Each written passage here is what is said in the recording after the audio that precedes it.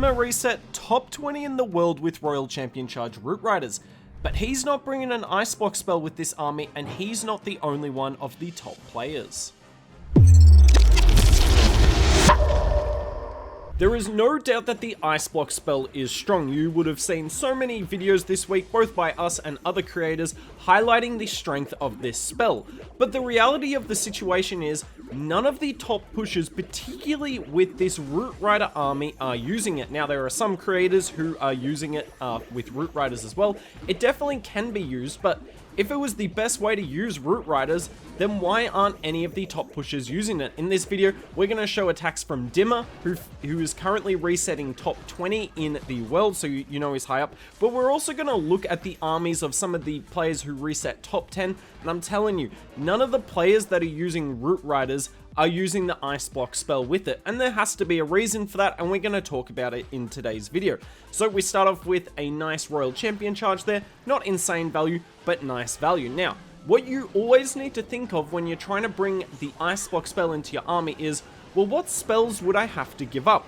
And that's where the real strength in the Root Rider attack is. What spells would you give up, genuinely? The main one I've seen suggested is the Rage spell. You give up the Rage spell, you bring the Rage Gem and the Healing Tome on your Warden, and you can definitely do that. But at TH17 in particular, there is so much damage on the base, so some of the time, yeah, the Healing Tome lasts longer and the Rage Gem's there the whole battle. Some of the time it's just best, once your troops get really low, like you're going to see here, just get the Eternal Tome, that way you know they are going to survive. Look, the Warden's a bit of a clown here, gets out of range of the Root Riders, but it's fine. Royal Champion takes the Town Hall down, and I want to pause it right here.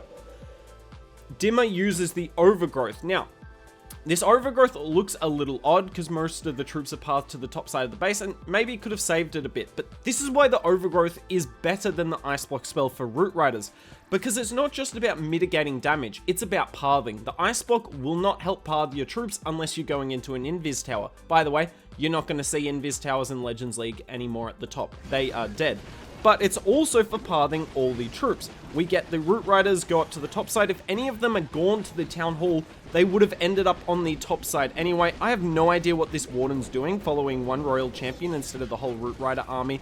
Classic clown he is. But look, the Royal Champion, she actually doesn't path very well. The Overgrowth doesn't help her, so yeah, maybe it doesn't look as strong, but helped the entire rest of the army. By the way, sick graphic there. Beautiful to look at. But that's my whole point with this. This Root Rider army is already incredibly optimized. I mean, haven't used the King or Queen ability. Dimmer basically won't need the King or Queen ability this entire video. I don't know why you would change this army. It isn't just the strongest attack strategy in the game. It is the only strongest attack strategy in the game, and there's a reason most of the top 200 will be using this army. And it's not only Dimmer that isn't using the new spell. So if we go to a few of the top players, you can see using Root Riders as well. Let's go to the spell comp. Now, obviously we can't see the CC, but it's pretty easy to figure out here. The last spells that will be in the Clan Castle is a Rage and a Poison spell, because what else would you bring?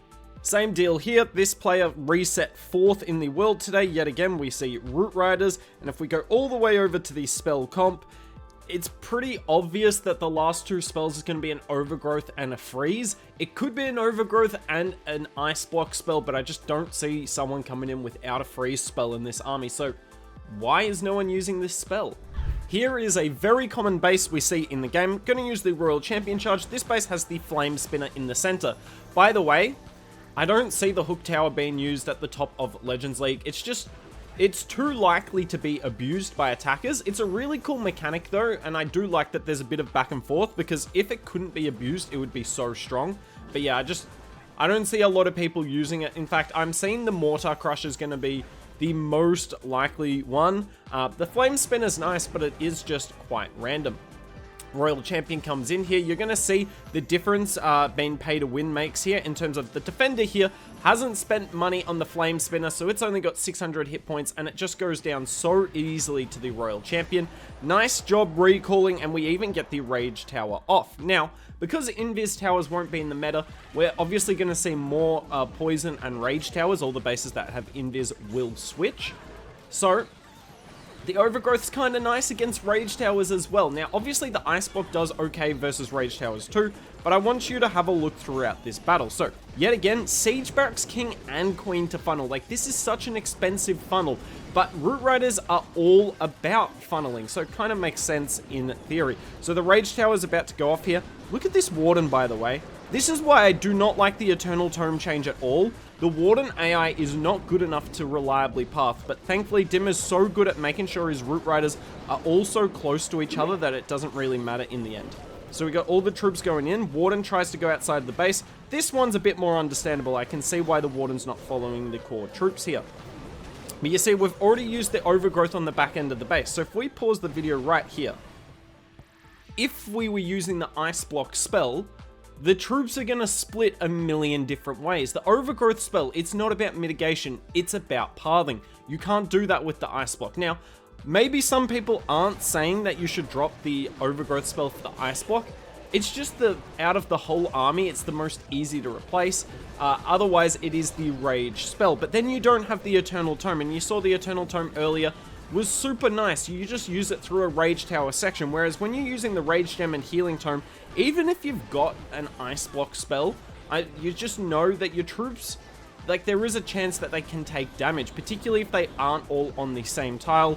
Yet again, king and queen abilities completely unused, not really needed at all. But as I was saying, the eternal tome, it's a guarantee. Everything inside the eternal tome is safe. With the ice block, its radius is smaller. So if the troops aren't in the ice block, they're going to be losing HP, right? They're not going to be necessarily maintaining it all. So that's the way I look at it. Sure, there are ways you can use the ice block spell to make this army more strong in some attacks, but this is the most consistent army with it, and it doesn't take ice blocks. Now, the other options of spells that you could drop without dropping the Eternal Tome or the Overgrowth spell is, say, the Skeleton spell or an Invis spell. Don't do it. Trust me, the Skeleton spell and the Invis spells are so nice, and you're going to see why in this battle. So we got the Royal Champion charge going in. Remember, we've got 5 Invis spells. Royal Champion gets here. Beautiful timing on the Invis. By the way, the Invis spell did not get nerfed. It says 4 seconds, and my understanding is they're doing it just to show whole numbers instead. The Invis spell is still 4.25 seconds. Don't worry about that. Did not get nerfed in the update. But have a look at this. I mean, Rage spell as well. The Rage spell got really nice value here. We're able to get the Town Hall down and activate that Rage Tower. So you can see, even if you're not going to use the Rage spell with your Root Riders, the Rage spell still really nice to have in the rest of the army. Now, because we've activated that Rage Tower, let's go straight into it. We've yet again got the Queen and the Siege Barracks on the funnel. He's not putting his King down until he's sure the King's going to go the right direction, which is the right way you should go about it. Defensive CC comes out. Yet again, you can't poison the ice golems. You got to poison the furnace. Now, I'm surprised how early he goes in with the overgrowth here, but yet again, it's for pathing. It's not necessarily for damage limitation. We want the troops to path nicely through the center of the base, and we're actually sitting on this Warden ability really late here. We use the Warden ability as soon as the Mortar Crusher locks on. I mean, it looks so goofy, by the way, the Mortar Crusher. I'm not a fan of it, but what can you do? Royal Champion ability goes off so that we can snipe these defenses, and this right here is why you bring the Skeleton spell. As soon as this Monolith changes target, yep, look at that. Just the ability for monoliths or single infernos to be completely countered. Like, there's no attack where you can get 0 value with the Skeleton spell. Use it with your King Queen on the flank. Use it with the Royal Champion. Use it with the Root Riders. Use it on specific defenses. You will always get value with it, and that's why, yeah, you can bring the Ice Block, but I just don't know what spell you would drop to bring the Ice Block in this army. It just appears to be completely maximized. Yet again, the Queen ability only just got popped. The King ability only just got popped. Even with new maxed out crafted defenses, this army reigns supreme. This will be the last replay of the video, and I picked it specifically because I want you to have a look at this Royal Champion charge, and there's a lot we can learn from this. So, Royal Champion comes in, about to get rid of the Fire Spitter, slightly too early on the Invis spell, but that is fine. gets rid of the Fire Spitter, gets rid of the Expo. Fox takes a little bit of damage there, but as soon as this multi-archer tower goes down, we're going to recall the Royal Champion, even though we've got 3 freeze spells left. Now, why is this? Well, we're going to enter into the Town Hall here, obviously using the Eternal Tome to negate the Town Hall, the Giga Bomb, and even some of the heroes behind the Town Hall. Really good value. We also don't want to leave it up for last. So, the Royal Champion would have gone this way, and we don't need these defenses down. In fact, having these 2 defenses up is going to make pathing our Root Riders into the Town Hall way easier. Otherwise, they would have gone for all these buildings, and it's just a really awkward funnel. On top of that, we want to keep the Fox alive if we can, and that Fox was low HP. So we got the Queen and the Siege Barracks to funnel. Yet again, not putting down the King until we are 100% sure that he's not going to go inside the base. We do not need him inside the base with this army. We desperately want him on the outside. And it's the inverse for the Valks. We are not putting the Valks down until we are 100% sure they are going inside the base. So the Royal Champion steps up here, and that's really nice. Now have a look at this. I mean, what on earth?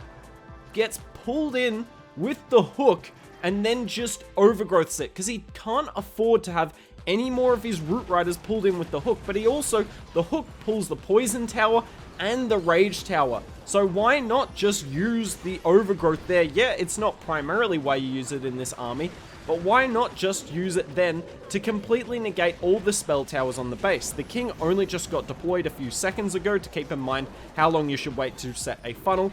And our Root Riders are in the court. Now the overgrowth ends now, which is an awkward time, but look, the hook defense, the hook tower, doesn't really get much value. It just helps Dimmer in this attack. Now, if he had waited, that hook tower could have pulled apart his Root Riders bit by bit, and you really can't allow that to happen. I believe he's only got 5 Root Riders. I know some of the top Root Rider players bring 4. So you can't afford to lose too many of them. And that's why if you're going to run the hook tower, by the way, do not put a poison tower anywhere nearby, because it's just a free activation in that sense. And yeah, look, completely wrecked here, and it's kind of unsurprising. I mean, the spell towers on the base got 0 value, and the spell towers are so important in this meta, so don't even bother upgrading the hook tower. Honestly, it's just too risky. Attackers know how to deal with it, and one of the best ways is having the overgrowth spell, because yet again, the ice block, it could have worked there, it just wouldn't have been as strong. Now, am I saying Root Riders will not work without the ice block spell? Absolutely not. There's been plenty of creators who have done videos showcasing it works. But I'm telling you, ladies and gentlemen, this is the best spell comp for Root Riders. There's a reason most of the top 10 are using specifically this army comp.